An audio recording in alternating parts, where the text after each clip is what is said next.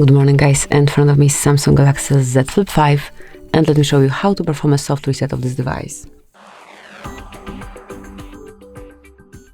So if you want to force a restart of your phone, all you have to do is tap on power button along with volume down button.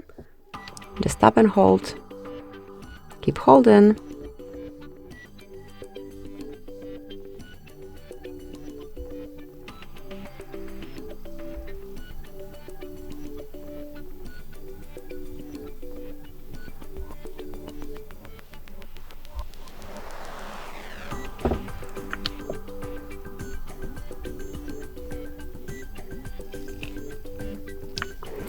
And once you feel the vibration, see the logo, you can remove your fingers from both buttons and wait till your phone is rebooted.